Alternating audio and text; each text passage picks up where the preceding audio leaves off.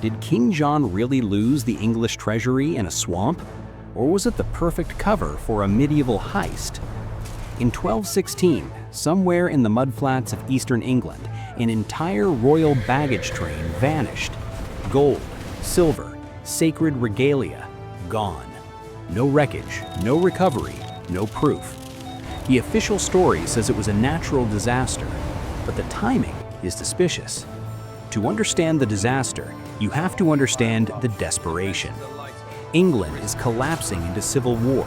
King John, the Plantagenet ruler later immortalized as the villain of Robin Hood, has alienated his barons, quarreled with the church, and been forced to seal the Magna Carta only to ignore it almost immediately. In response, rebellious barons invite a French prince to take the English throne. John is on the run. He is not traveling lightly. He is moving constantly, zigzagging across the country with mercenaries, seizing supplies, stripping wealth from towns and abbeys to fund a war he is losing. By the time he reaches King's Lynn in October 1216, he is sick, furious, and carrying nearly every portable treasure the crown possesses. And ahead of him lies the Wash. Today, the Wash looks quiet, a broad tidal estuary between Lincolnshire and Norfolk. In 1216, it was a death trap, a shifting landscape of sandbanks, hidden channels, quicksand, and tides that could surge inland faster than a galloping horse. John himself took the safer route around the edge of the estuary, but his baggage train, miles of wagons heavy with gold, silver plate, coin reserves, and royal regalia, attempted the shortcut straight across the exposed seabed at low tide. It was a gamble. If they crossed quickly, they would save days. If they misjudged the tide, they entered the sands during a powerful spring tide cycle. The locals understood the rhythm of these waters. John's foreign mercenaries did not. Halfway across, the ground began to change. The tide in the Wash does not simply rise, it returns as a wall of water, a tidal bore rushing through narrow channels with terrifying speed. Chronicler Roger of Wendover later described the scene as if the earth opened in the midst of the waters. The sand liquefied beneath the wagons, wheels sank, horses panicked. Heavy chests filled with coin and plate were the first to vanish, dragged downward by their own weight. There was no battle, no enemy knights, only cold, unstoppable physics. Men drowned trying to save the treasure. Animals were swallowed. Wagons splintered and disappeared beneath churning water and silt. Within minutes, the wealth of a dynasty was gone.